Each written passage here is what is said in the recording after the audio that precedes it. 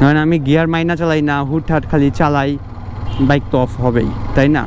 ধরেন আমি তীব্র জ্যামের মধ্যে চালাবো, আমার বাইক যে পরিমাণ অফ হবে, ধরেন এক্সপার্টদের হিসাব বাদ দিলাম, যারা নতুন কিনছে বা আগে কার্বোরেটর বাইক চালানো শুরু করছিল, তাদের যদি হয় 10 বার অফ, আমার হবে 1 বার অফ। বিষয়টা হচ্ছে এরকম। মানে আপনি বাইকটা কিনা চালানো শুরু করেন, রুলসগুলো মাইনা চলেন।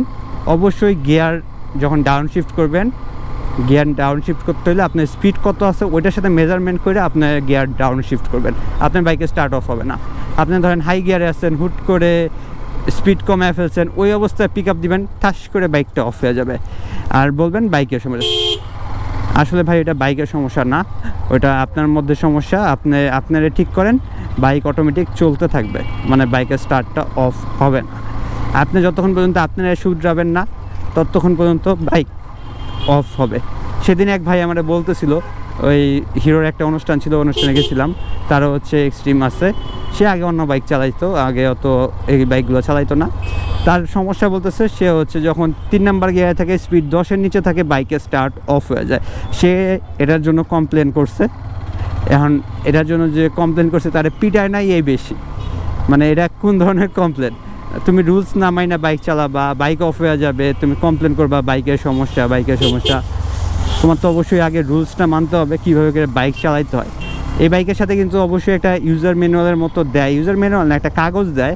যারা বাইকটা কিনবেন, একটা লিফলেটের মতো অনেকটা 1 পেজের একটা দেয়, গাইড দেয়, এই বাইকটা চালানোর নিয়ম লেখা থাকে। যদিও আমি পাই নাই, তবে বর্তমানে ওই জিনিসটা দেয়। আমি যখন বাইকটা নিয়েছিলাম তখন ওটা দিত না, মানে মানুষের স্টার্ট অফ হয়ে যায় কী কারণে, ওই সবগুলো কারণে তুলে ধরছে।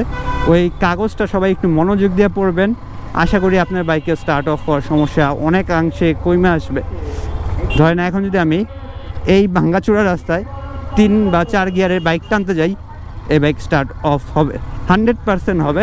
কিন্তু এই জায়গায় যদি কোনো একটা কার্বোরেটর বাইক থাকে, ওই বাইকে কিন্তু স্টার্ট অফের সমস্যাটা হবে না, বিন্দু পরিমাণ হবে না, এটা আমি নিশ্চিত থাকতে পারি। আর আমার আগের যে কটা বাইক ছিল সবগুলোই হচ্ছে কার্বোরেটর বাইক, এই একটা বাইকই হচ্ছে FI বাইক। আর এটাতেই হচ্ছে মানুষের কমপ্লেন, ফুট করে স্টার্ট অফ হইয়া যায়। আর এটা খুবই স্বাভাবিক বিষয়, স্টার্ট অফ হওয়াটা। এটা অবশ্যই আমার ফল্ট বা আমার চালানোর ফল্ট, এই কারণে মূলত স্টার্টটা অফ হইয়া যাইতেছে। যদি আমার চালানোর ফল্ট না থাকতো, তাহলে এই ক্ষেত্রে বাইকের স্টার্টটা অফ হইতো না।